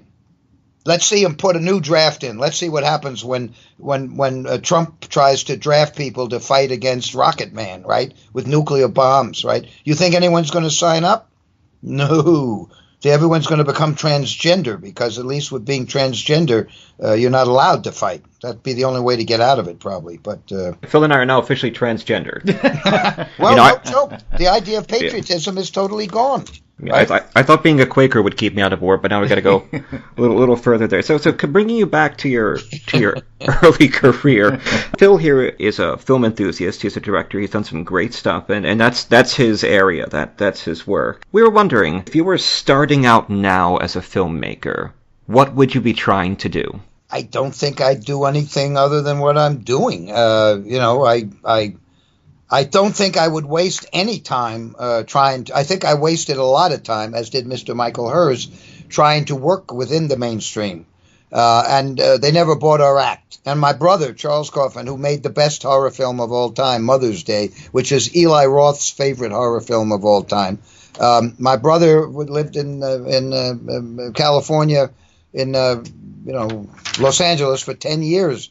And every movie he made was terrific. They made money. They had great themes, but he couldn't. Whatever it was, he didn't talk the talk they want to hear. Whatever we've got to say, they don't want to hear it. So I regret I wasted a lot of time, bringing 35 millimeter cans of movies out to Los Angeles and going into the studio lot to see if they would distribute, blah blah blah. A waste of time. I wish I hadn't done that. I actually have lots of regrets. Edith Piaf, I speak fluent French. Her song "Je ne regrette rien." That's bullshit. Everybody regrets. She should regret too. She had plenty to regret. I think everybody has some, even though they don't admit it. Yeah. I live by my regrets. I think if you don't have any regrets, you haven't lived. I agree. No question about it. I regret I didn't do certain things and did do. No question about it. But I think today, though, I think the young person today has to remember that there's only two solutions right now. Either you have to work with the oligopoly, you have to become a partner with a vassal of one of these giant devil-worshipping international media conglomerates. And we're getting a taste of what they're like right now with a big guy who looks like a frog in a bathrobe and jerks off into a plant. And how many women, I don't even know of a woman who hasn't come out already saying that she was raped or abused by this person. There's your wonderful media right now. This is what you got. These are the people who run the system, right? Right? This is the system. So if you're in with one of them, you can make a living. If you're not, then you're going to live under the overpass of Route 95 in a refrigerator carton, which I don't mind. I made a decision in 1965. I took acid. I had a choice of working in Hollywood on The Owl and the Pussycat, a good director with Barbara Streisand. Damn it! It was a good director and a good Hollywood director, or I could work for a shitty little New York independent company called Canon. And I took acid. I spent the night 24 hours alone, and at the end of it, I decided I would stay in New York and work for the shitty little company because I wanted to be an auteur filmmaker. I speak French. I read the magazines, the Cahiers du Cinéma by the Cinémathèque Française, and articles by Godard and Chabrol when they were journalists at the time, transitioning into filmmakers. And I bought into the auteur theory that the director should control every aspect. The film should reflect his soul and brain and heart, or her soul and brain and heart. And in my case, there's a little of both. He and her and him, soul and brain and heart. So I bought into that, and I decided to stay in New York, work for the small company, and lucky me, because that's where I met John G. Avildsen. My first job was on Joe, a wonderful film that actually got nominated for Academy Award. Peter Boyle's first movie, Susan Sarandon's first movie. Oh, wow. And Avildsen, he totally did a teardown on this crap script that they gave him. Mm-hmm. You know, they gave him sort of a exploitation, softcore kind of thing. And he brought in Norman Wexler, his friend, and Wexler wrote this wonderful script that Joe is a great movie. And then I was involved with Cry Uncle, which Avildsen, that was his next project, and I helped produce it. And so I learned a lot about the inner workings of low-budget film production. And Cry Uncle is a brilliant film. Avildsen did the same thing. He took a crappy, pulpy sexy detective paperback and turned it into this hilarious slapstick satire of cry terror, of the film noir, with a big fat detective, Alan Gurewitz, whatever you want to call him, as the main character. And it's hilarious. It's great. We still distribute it. It's still in the Troma library, and you can see it for free on we have 300 movies. We're giving away all our movies on YouTube to thank our fans for 40 years of support. All the movies we made up until about 3 years ago, we're giving away for free. And if you subscribe, you'll get the weekly email, which tells you exactly what additional material is being put up on the free channel, Troma Movies on YouTube. And we'll have links to that site on our website at www.whatareyoufraidofpodcast.com, where you can go see 40 years of films from Troma Entertainment. As you say, it's Tromatastic. And it sounds like you're winding up a lifetime, but you've got so much else going on yet. Yeah. It looks like you've got the Toxic Avenger musical is currently available for licensing through Theatre International. How's that going? MTI. They've got about 30 cities playing it. But more important, the musical just opened. I was just over in London for it moved to the West End in London, which is like being on Broadway over there. And so Bon Jovi did David Bryan, who's Bon Jovi's keyboard guy, wrote the music, and Joe DiPietro, who's gotten at least 2 different Tonys and every other award for writing, he wrote the scenario, the book, and it's a wonderful musical. It's hilarious. It's very funny, and it's hopefully comes to Broadway. It played here for a year off Broadway in New York. I know it's played in about 30 cities. I don't know if it's hit Philadelphia, but if it does, go see it. We will. It's very funny, and the tunes, you can hear the tunes on Spotify for free. They're good. They're wonderful. They're witty. They're very funny, and it's they're the kind of tunes that you whistle. You know, you go out whistling. It's not this Stephen Sondheim Assassins kind of music. You know, I saw Assassins is a fascinating show. It's great. But you're not going to go out. You're not going to play the music at your wedding or bar mitzvah. The Toxic Avenger music is so catchy. You know, it's great. It's wonderful. It is. It really is. No, I should have played that at my wedding. I saw it for the first time when I was about 15. Yeah. And I rented it from the local video store, the mom and pop ones that are no longer around. You know? Yeah. Actually, no video stores around anymore. But I remember just sitting there. It was our Friday night. A couple of my friends were watching it, and we just got such a kick out. We loved it. You know, it was the Toxic Avenger. Yeah, is that the first one? Yeah. Yes. Oh, nice. Well, thank you. Good. I'm glad you liked the movie. Yeah. Think of how many directors have imitated it too. How many things are out there that. Most of them don't credit it, but the Deadpool guys at least give us credit. You know, they got the disfigured guy, they got the blind woman, they got the talking to the camera, they got the kind of over-the-top cartoon violence, but they talk about Troma. And James Gunn he loves Troma. He talks too much. When he's interviewed, he's so nice. He talks almost more about Troma than Guardians of the Galaxy. He's a great guy. And it spawned an animated series too. That's on Saturday mornings. Yes, right. Toxic Crusaders. Yeah, you can see all the Toxic Avenger movies, all the Toxic Crusader movies for free on Troma Movies on YouTube. That's www.youtube.com Troma Movies. And if you're rich and you want to support. I don't mean rich, but if you have $4.99 a month and want to help the young new James Gunns and Eli Roths and Samuel Jacksons and Oliver Stones of the future, sign up for Troma Now, which are every month we put 2 or 3 world premiere movies up and curate about a dozen movies. And the subscribers on Troma Now are all, they love it. They love it. They all stick. They all stick. First month is free. Nobody has ever not joined.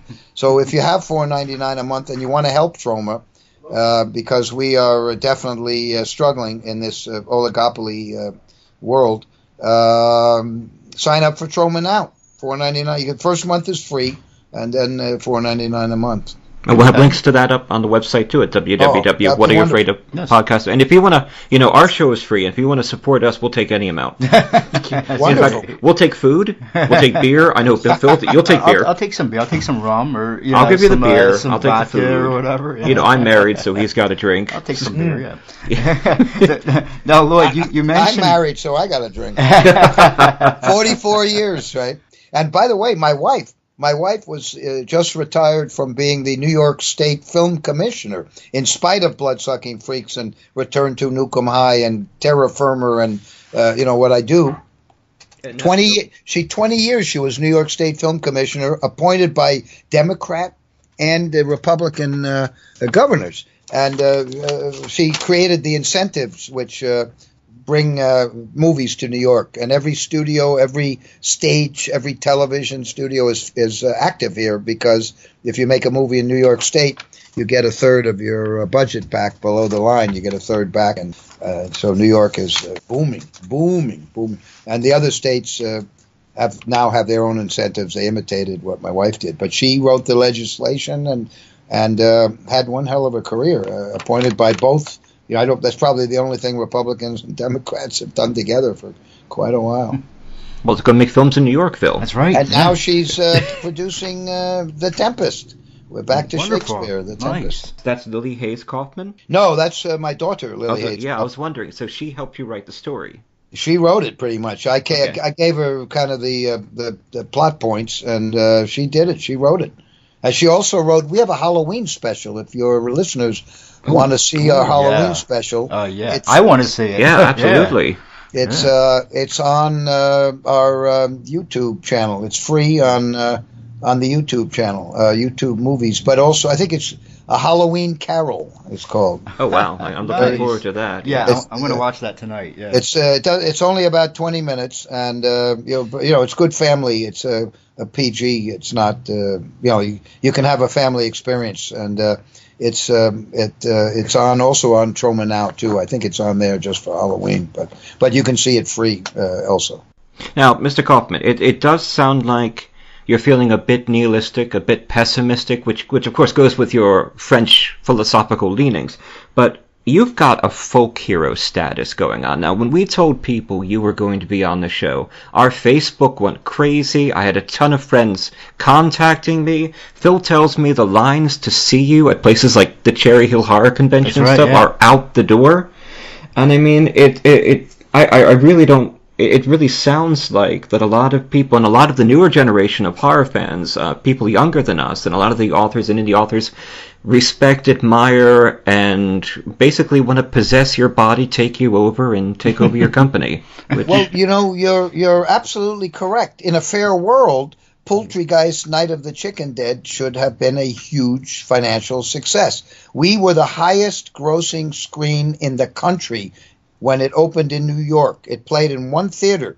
That theater was the highest grossing theater in the United States that weekend. But we got kicked out after 2 weeks because Raiders of the Lost Ark, Volume 4, or Part 4, whatever the hell, the Skullfucker one, that needed every screen in the world, right? Mm-hmm. Had to have every screen. And Right. and as a nice little new kind of a good twist on being treated like shit, the Tribeca Film Festival, which was in the 12-screen complex that Poultrygeist was going to be in the following week, we were told by the venue, by the theater, that the Tribeca Movie Festival would not permit us to put up the epitome of an independent movie studio. We were not allowed to put up a Poultrygeist poster in advance of the screening because the Tribeca Festival didn't want right. If it was the other way around, we would let every independent movie That's what Troma Dance, we run a film festival, Troma Dance Film Festival. It's about independence. I love that movie, Poultrygeist. I really do. It's great. But it's an unfair world. Of course, Troma just had New York Comic Con, right? We just finished it. Mm-hmm. There was a line at the Troma. We had a big booth. The line was there for the whole time I was there. There was never, it was an unending line of people. Those people would fill up every theater, but we can't. The theaters are under the thumb of Rupert Murdoch or whoever. I don't know. Whoever runs the media, right? They won't talk to us. They won't even talk to us. I know that you mentioned walking into studios with a film reel under your arm, 35 millimeter, or 16 millimeter. Not under my arm. In my fucking bar mitzvah suit, two giant film cans. You show up in the car. You get your car. The parking pass is never there. They humiliate you. You stand around while people are going through, the smug little shits. You're standing around sweating under 114 degree sun. Then they give you a parking space, and you got to walk with the heavy film cans a half mile to some little suit. Fuck that. I did that. Mm-hmm. I've done it. 15 years, total waste of time, and I regret it. And fuck them. Fuck them. And now it turns out they all been watching Harvey Weinstein have his way with people. Now it turns out they all knew about it. Every one of those fuckers. Women, men, they all knew about what he was doing, right? No, it's a crime. Hollywood has long perpetuated this system of rape culture that my wife is very much, we all hate. Yeah, this very much against. Except what happened to Fatty Arbuckle, gentlemen, right? He would have been up there with Buster Keaton, but he was shamed, and he was acquitted twice, right? He was as good as Buster Keaton, as good as Chaplin, he would have been up there with. He certainly was better than Harold Langdon and better than Harold Lloyd. Maybe he wasn't Chaplin and Keaton material, but he was close. He would have, and he was athletic. He was brilliant, and they destroyed him. So it works both ways. The McCarthy here. Hollywood was a big supporter of how many. Hey, they voted Elia Kazan. They gave him the Lifetime Achievement Award. They gave a pedophile the Lifetime Achievement Award. Did they not? I think I saw Meryl Streep stand up and clap for the pedophile. Is she clapping for Harvey Weinstein, or is he going to get back his Oscars? Right? It's a disgusting. But the point is, it's not a fair world. So I thank you for suggesting that Troma has a big audience, but we'll never get to our audience. And when they get rid of net neutrality, then it's probably over. I don't think they'll, unless some of the nerd boys figure out a way to create an internet that people will go to that is just as fast and good as the superhighway. But it'll take some time. I think we'll be long gone. We'll be forgotten. You shot Poultrygeist on film, am I correct? Yes, sir. Yeah, I know it wasn't digital. Right. I could just tell by watching it that it has that organic look. You were like I was reverting back to you walking in with the film cans. And I know you shot Poultrygeist. Now, in this day and age, number one, are you doing a Poultrygeist 2? Is there any plans? And do you prefer digital or? I prefer digital, and we've produced some digital films going back several years, but I never liked it. But it's now, in my opinion, and again, it's only my opinion, I think it looks better than 35 millimeter film. So for Return to Nukem High and Return to Nukem High, Travis Campbell and I wrote it for the digital format, but we didn't realize how expensive the camera, when we did these movies, the 2 volumes, the Alexa Ariflex was crazy expensive. Now, hopefully the prices come down.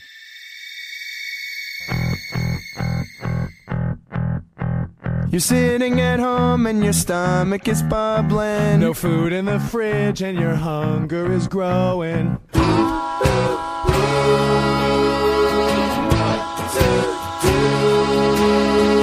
hop in your car and head straight to get drive-through. Murder with fries described as fast food.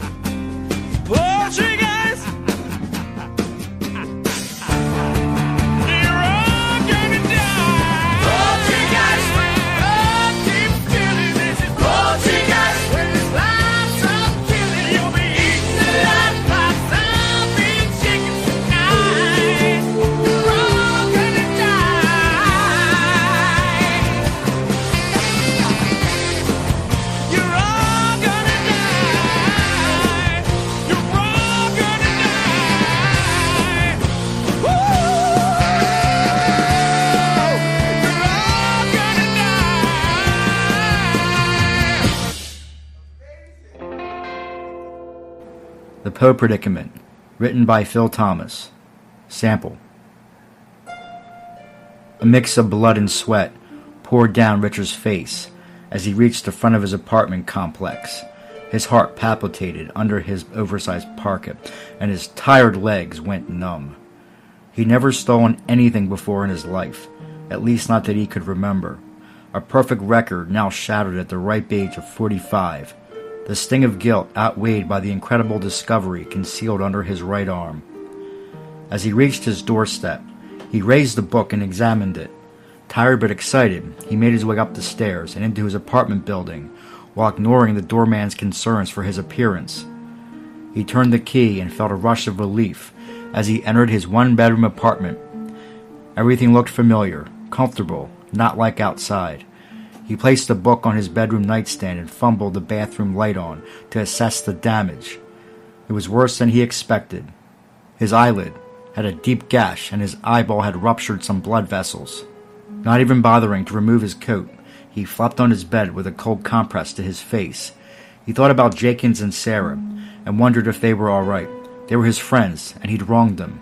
Shit. It wasn't like he'd meant to do it. He had started his day like any other that morning and completed his calculated daily routine of showering, brushing, flossing, 2 bowls of cornflakes, 1 glass of orange juice, then brushing and flossing again. After greeting the doorman, he walked outside into the harsh New York winter and headed to his favorite corner bookstore. He stuck exactly $20 into his pocket and left his credit cards on the night table. Being an overspender had forced him into this new budgeting method, and from what he could tell, it was working out well. He had given up his car many years ago, preferring the public transportation method, but today he decided to skip the subway and walk the 10 blocks. As he waited for the light to change, he zipped up his parka to the bottom of his chin and examined his phone for any missed calls or text messages. There were none. The small golden bell on top of the door announced his arrival as he entered the bookstore. A large sign hung above his head that read Bookworms, which was appropriate considering most of their books had them. It had only been 1 week since he'd been there, but the monotony of his post-marriage life made it seem much longer. The store appeared empty until Richard spotted a man crouched on his knees stacking books in the self-help section. "Hello, Jenkins," Richard said as he blew on his numb hands. "Isn't this your day off?" "It's supposed to be. Just received a new shipment and Sarah needed some help." "Well, I guess it could be worse." Jenkins and his wife owned the bookstore for close to 15 years and knew Richard for almost as long. They were both on the wrong side of 45, but Jenkins had 2 things Richard longed for: companionship and happiness. It reminded him of much better days, where his stomach didn't hang over his waistline, and he could actually climb a flight of stairs without becoming winded. A time when hitting on a woman at a local watering hole actually resulted in a phone number. Jenkins smiled and continued to neatly restock the books next to him. "Is there anything interesting in that pile?" Most of this is junk," Jenkins said, "unless you want to unlock the secret to happiness or make $1 million in 3 weeks. I do have some new arrivals if you want to look through them." Richard nodded and spotted the stack on the counter. Not many books came into the store, and when they did, it was usually something he had little interest in. "Have you looked through those yet?" Richard asked. "No, not yet." He picked up the stack and began to search through. Nothing caught his eye at first. In fact, he wasn't really familiar with anything he saw. After scouring through 24 books, he was down to the last one. It was old, in fair condition, with a bit of yellowing and a few tears, but acceptable. He opened the front cover and noticed the inside description: Tamerlane and Other Poems, 1827, copy 2 of 50. Without noticing the signature, he looked up. "Hey Jenkins, how much do you want for this?" "It's by some author named a Bostonian." He noticed some scribbling in light ink underneath. It was slightly faded, but still legible. "What was that?" Jenkins replied. "Could you speak up?" "Remember my trick ear?" Richard stared at the book, unable to respond. "Are you all right today, Rich? You seem a bit off." Richard could barely breathe. Yeah, I'm fine." "Do you need to sit down?" "I'm just a little dizzy. I'll be all right." Richard closed the book and concealed it behind his back. The last thing he needed was Jenkins coming over to poke around. He turned and carefully, secretly, began paging through. Jenkins was his friend, but this was the discovery of a lifetime. Never will anything like this cross a path again, and he knew it. After a short battle with his conscience, he quickly slid the book under his parka and looked over at Jenkins, who was still intently stocking books. "I'm just borrowing it," he said to himself. Sarah appeared from a back room and leaned over the front counter. "I think most of these books in the back are sorted. I don't believe there's anything else for today," she said. Jenkins stared at the pile that Richard had been rummaging through. "You can log those into the database and stock them if you want," he said. "Oh, I already logged those today when you weren't around. Most of them are worthless, except for one." "Oh, that's just my luck. She knows about it. If they ask, I'll just say I was borrowing it and plan to." Richard didn't hear Jenkins. Snapping out of his daze, he noticed Jenkins staring at him. "Rich, didn't you hear me calling you?" Richard noticed Sarah frantically rummaging through the book pile. She looked upset, desperate. "Oh yeah, I'm sorry." "Sarah's looking for a specific book over there. Do you happen to see one entitled Tamerlane or Tamerline or something like that?" I don't think so." "Weren't you asking about a book by someone called a Bostonian? Or whatever it was?" Sarah spoke up. "That's it. That's the one, by a Bostonian. Was it in this pile?" Richard felt himself perspire and hoped they didn't notice. "I have to get my dry cleaning. I'm sorry, but I have to leave." As he stepped towards the exit, he felt something drop under his coat. It felt like an eternity for the object to hit the ground. When it did, the look of horror and astonishment on Jenkins' face could only be matched by Richard's own disappointment. The warm rush of embarrassment and shame that crashed over him was almost unbearable, but in that same moment, he wanted it more than ever. He reached down, grabbed the book, and pushed Jenkins out of the way, but not before Jenkins grabbed his legs, causing him to lose balance and fall directly into a sharp corner of the bookcase, snagging the corner of his eyelid against it. Sarah screamed. Jenkins was on the floor, clutching onto Richard's ankles with all his strength. He kicked Jenkins' hand away and ran to the front door, just as he heard them yelling, "Thief!" in the distance. Richard shook off the recent memory and opened the book to the first page. It was there, the faded signature, Edgar Allan Poe. He also noticed the message written on the back page. "To my Emerald Lady, I will never forget you, 1831. Richard wasn't sure if the message had any historical significance, but he suspected it could only add value to the book. He became drowsy after the 8th poem and only closed his eyes for a moment, but it was enough to pull him into a deep sleep.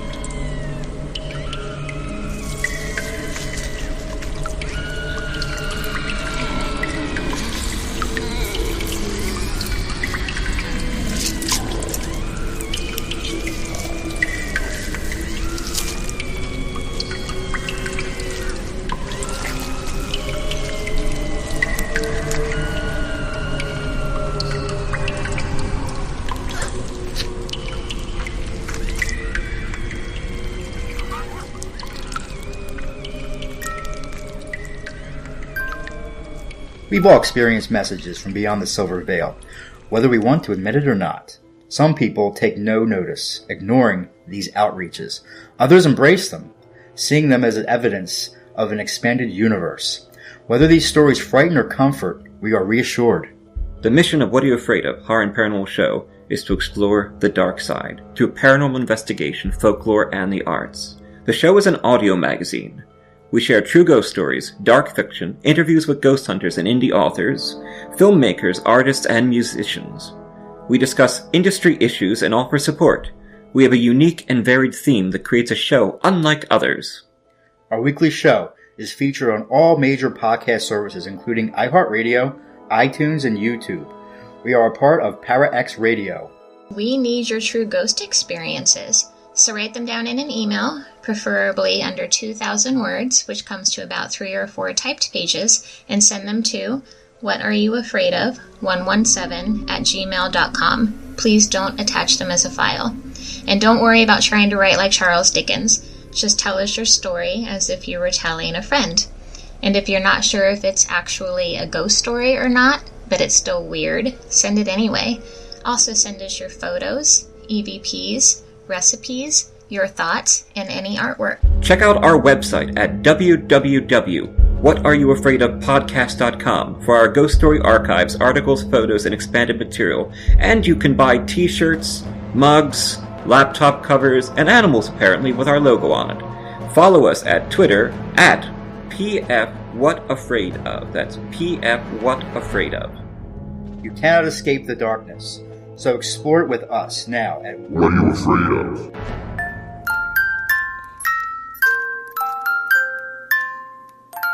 And by the way, speaking of net neutrality, you guys make movies. You might be interested in an organization called Kit Split. Kit, K-I-T, as in Thomas, SPLIT.com. It's an Airbnb for film equipment. Instead of paying $50,000 for 4 weeks of the Alexa, we can probably get it for $13,000 because we're getting it from a private person who owns an Alexa. It's like Airbnb for equipment. If you own a camera and you're a freelance, you don't use it 365 out of the year, right?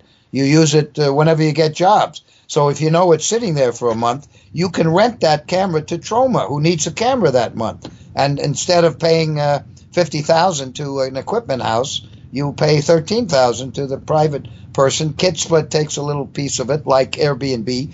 And the best part is they have a very cheap insurance, because when you make low-budget movies, having insurance is very expensive. And a lot of low-budget producers don't take insurance, because good movie insurance is very expensive. Right. Kit Split has the insurance. Wow. Right? Debbie Rochon, do you know Debbie Rochon? She had her hand cut off on a movie, literally cut off, for real. Oh, my word. And they didn't have insurance, so it destroyed her life. Yeah, she's been in about 10 of our movies. She's a wonderful actress.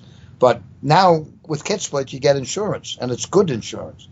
So it's a wonderful thing. If you're making movies, check it out. Kits, K-I-T-S-P-L-I-T. Hearst Media, William Randolph Hearst descendants are one of the main backers.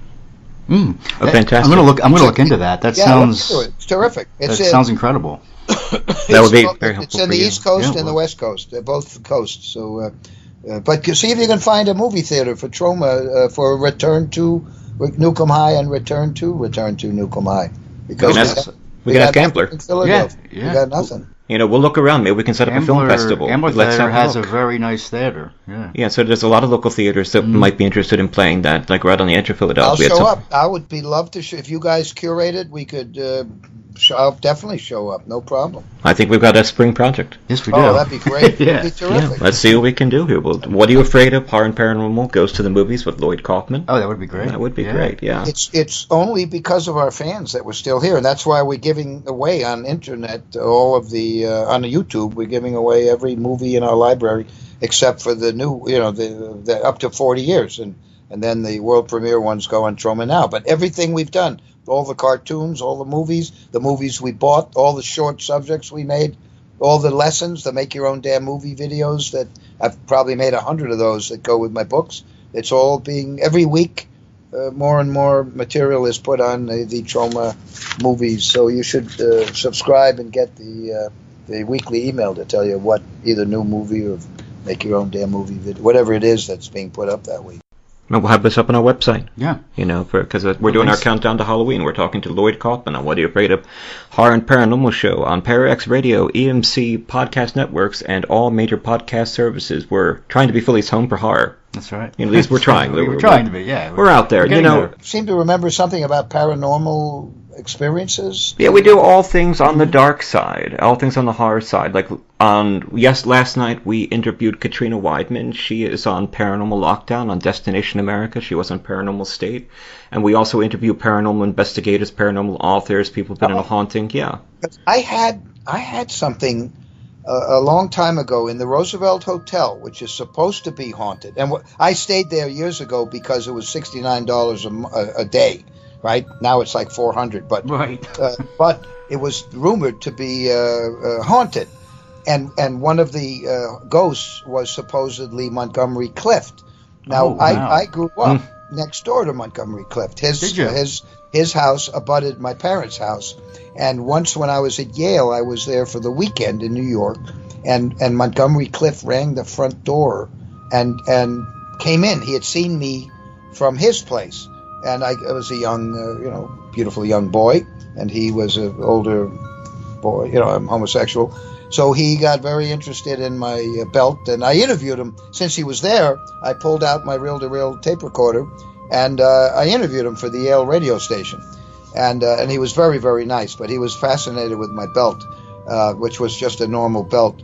And but nothing happened, unfortunately, for me. So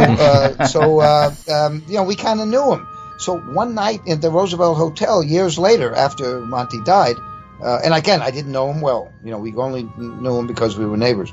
And I'm laying in bed around 4 a.m. I was wasted, very wasted, no question about it. But something appeared, and it was in suite 1130, which was supposedly the one that Monty would populate. And I saw something smoky, weird outline.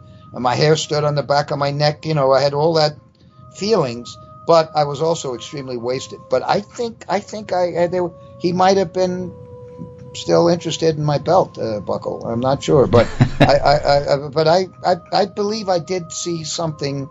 I don't know if you use the word paranormal, but something that was not, something from another dimension. Yeah. It's just too much of a coincidence that Montgomery Clift was our neighbor. That the Roosevelt, he's one of the 2 or 3 ghosts that populate the Roosevelt, and it was room 11 suite. They upgraded me to suite 1130, because I was there a lot, so it's an awful lot of coincidences. So it may well have been a ghost. I don't think I've ever spoken about it, other than I know it was James Gunn and I wrote my first book. He wrote the first book that I wrote called All I Need to Know About Filmmaking I Learned from the Toxic Avenger, 1994, and it's sort of a memoir. But I'm pretty sure I talked about that incident in the book. I think we wrote about it. But I don't believe I've ever talked about it on a interview or podcast or anything. Was the first. We've heard, yes, right. sir. Yes, indeed. You guys are great interviewers. I want to thank. Thank you. Yeah, I want to thank you. also T.M. McLean, who was also in DOA from Bloodbound Books. He helped us with the interview questions too. He did a lot of research. He's a big fan. Oh, and thank you. He did a story Takeaway Night. He's a friend of mine from England, and he's currently living in Cyprus, starting to write again. So he'll be Cyprus. Yes, he's in Cyprus. I've been there. I went there in the 60s, and I loved it so much I wanted to take my wife there for our honeymoon. Mm-hmm. And but unfortunately, the Civil War broke out in Cyprus while we were up in the air, and we had to land in Israel and kind of got stuck there. But I would love to go back to Cyprus. That's terrific. Yeah, he works there. Wow. It's a gorgeous place, he tells me. But he helped us he helped us do a little research on you. So, like I said, you have got quite a following of people out there who were so excited to hear we're going to be speaking to you. And I think there's a lot of life left in your work that's still yet to come in ways that we all can't perceive yet. Right. Yeah. Well, keep an eye. Anybody who wants to get involved in the Tempest, we certainly need investors or angels. We need people who are willing to take to be patrons of the art. The patrons of art, they're not going to doubtful they're going to make any money.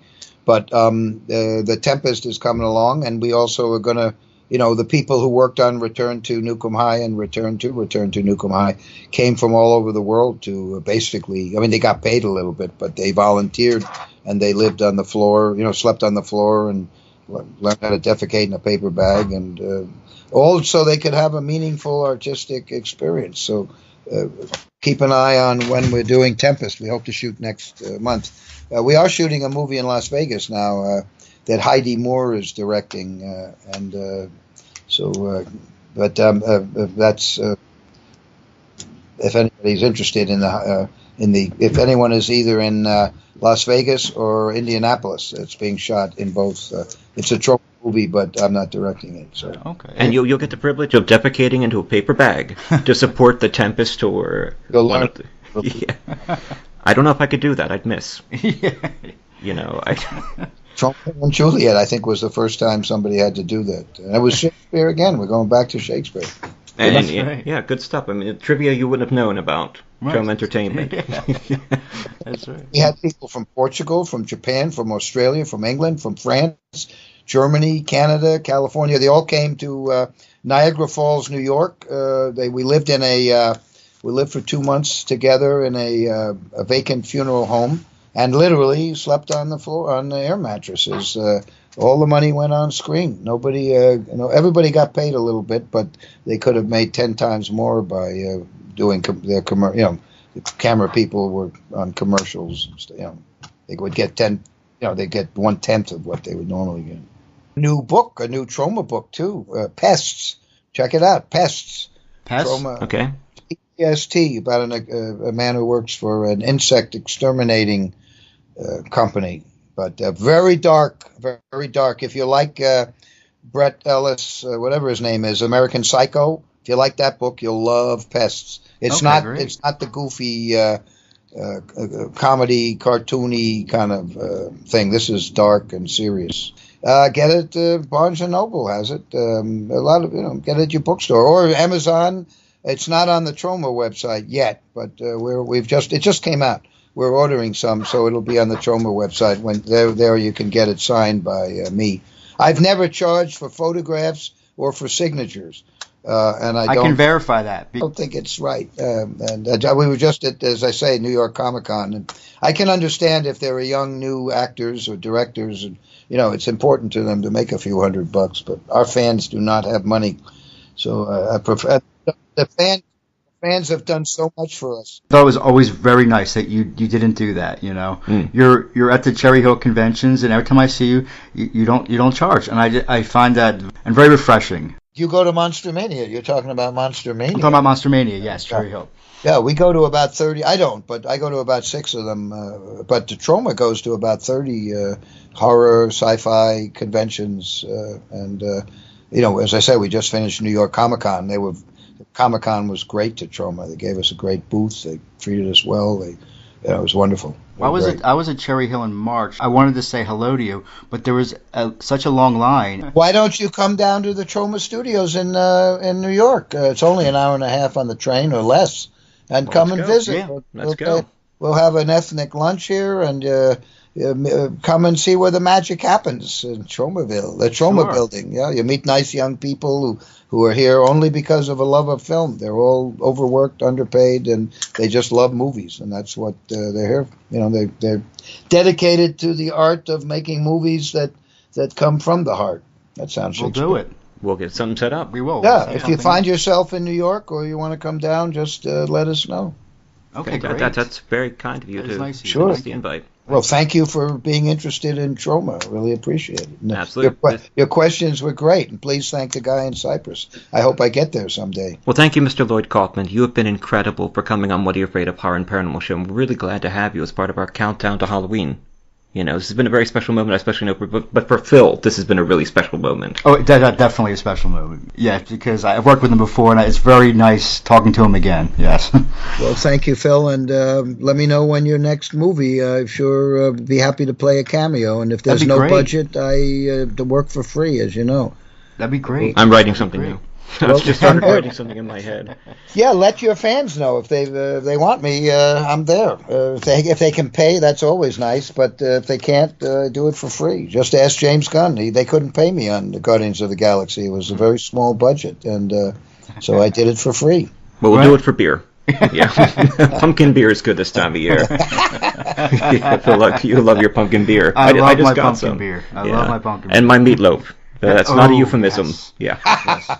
I cook Phil dinner some nights. Yeah, he made a meatloaf last night. And you come down here, Mr. Kaufman, I will cook you dinner too. Well, let's get the theater. Hey, speaking of cooking, Blue Apron. Do you know Blue Apron? Have you ever heard of it? No, I've not heard of it. They give you check out blueapron.com. Blueapron.com. You get a box and all the ingredients for a gourmet meal, and I'm talking about $100 a plate meal in a top restaurant. They're in that box. Everything is, you don't have to go to the store. You cook it up in about 20 minutes, and you get a beautiful laminated thing that tells you how to cook it. Blue Apron. It's amazing, and my wife and I subscribe to it, and it's more fun than going to a movie. You know what I'm talking about? Yeah, I do know what you mean now. Every podcast, if you listen to This American Life or any of the Radio Lab, they're all sponsored by Blue Apron. And so we had a joke in new movie, Volume 2 of Return to. We had a Blue Apron joke. Amazing. People in England, we just showed it at the Prince Charles in London. And the audience, they laughed. They got the joke. So Blue Apron must be penetrating the fabric of our society. Anyway, it's great stuff. It's a lot of fun. Well, that's great. Well, thank you so much, Mr. Kaufman. This has been episode 64. Yes. Lloyd Kaufman, the original Toxie. Yes, right. And we look forward to seeing everybody on our Halloween special, which we'll probably be recording from the King of Prussia Mall. I have a fan site, lloydkaufman.com. Well, we will have all those links up on our website at www.whatafraidofpodcast.com. And this has been an incredible show. I'm Box. Thank you. Thank you, Lloyd, for being here. Well, thank you from Tromaville. Bye-bye.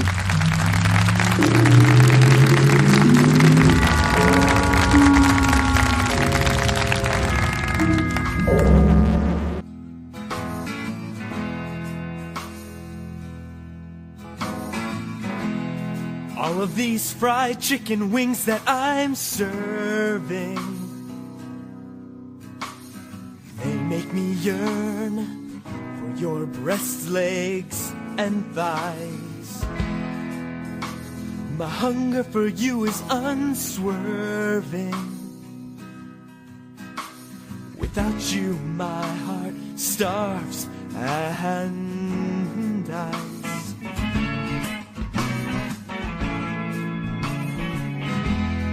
All these protests and speeches I'm making to end chicken suffering and slaughter. His only response is that I'm faking, that I'm gay, like Dick Cheney's daughter.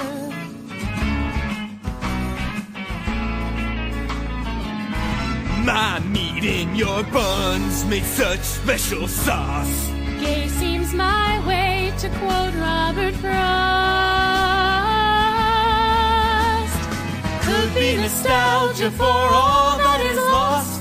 Could it be that our love is star-crossed? Whoa, I sure miss getting my salad tossed. You are my fries and your shake makes me shiver. You're a happy meal sent from above. Can this drive-through called life deliver a heavenly slow fast food love? Since that night, all I have is self-pleasure. Bumping uglies real hard, we did grind. Tissue and hand cream, I try to remember. How you stuck this thing up my rear ender.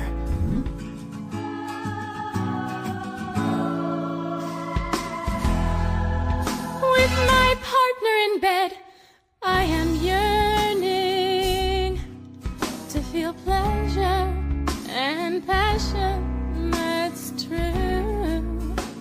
But only thoughts of you get me burning. Oh, memories of your beef make me stew.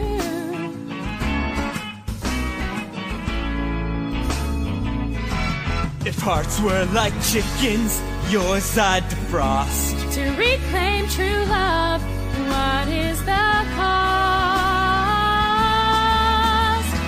Could be nostalgia for all that is lost. Could it be that our love is star-crossed? Whoa, I sure miss getting my salad tossed. You are my fries and your shake makes me shiver. You're a happy meal sent from above. Can this drive-through called life deliver a heavenly slow fast food love?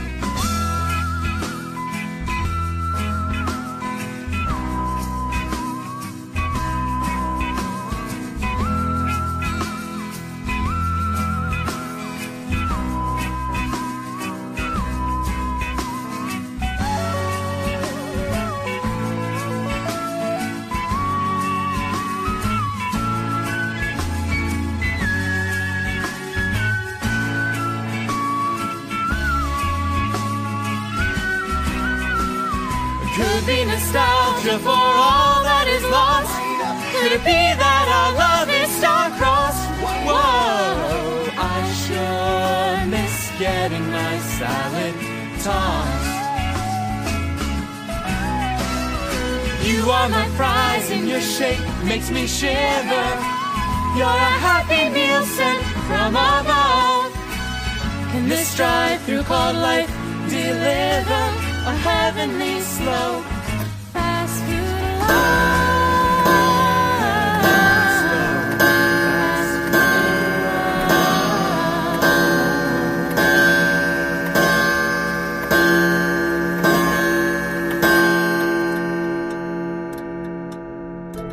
There'd be no Philadelphia without Uncle Lloyd. T. Fox Dunham lives in Philadelphia with his wife Allison. He's a lymphoma survivor, cancer patient, modern bard and historian. His first book, The Street Martyr, was published by Gutter Books. A major motion picture based on the book is being produced by Throughline Films. Destroying the Tangible Illusion of Reality or Searching for Andy Kaufman, a book about what it's like to be dying of cancer, was recently released from Perpetual Motion Machine Publishing, and Fox has a story in the Stargate anthology, Points of Origin, from MGM and Fandemonium Books. Mercy was recently released by Bloodbound Books. Fox is an active member of the Harvard Association. He's been published in hundreds of short stories and articles, and his motto is Wrecking Civilization one story at a time. Phil Thomas resides in the suburbs of Philadelphia and is an author and filmmaker.